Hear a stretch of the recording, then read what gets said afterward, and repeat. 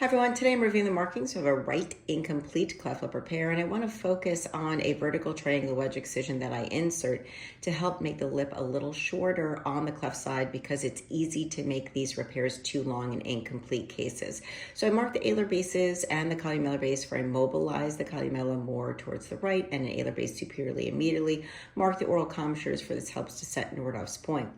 I mark the red line for it is essential to reapproximate the wet and dry vermilion. You don't want the wet vermilion reapproximate to the dry, for this will end up in chronic crusting to the upper lip. I spend a lot of time marking the entirety of the white roll. I mark the vermilion cutaneous junction, the superior portion of the white roll, and then mark Cupid's bow, peak, and trough. Typically, this width is around 3 to 4 millimeters. Of course, this will depend upon the specific baby's anatomy, but you can expect this to be around 3 to 4 millimeters. And then I transpose this to mark the medial Cupid's bow peak.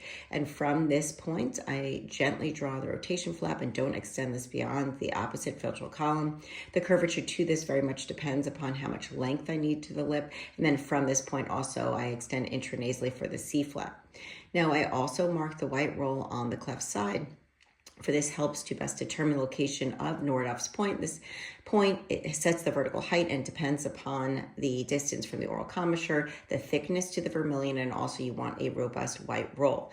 So then I'm measuring the vertical distance and I'm noticing that the lip on the cleft side will be too long, and therefore you'll see me after the advancement flap being drawn, and don't extend this beyond the alar base, you'll see me insert a vertical triangular wedge excision to make the lip a little shorter, and then of course intranasally, I also draw a horizontal wedge excision to narrow the nares.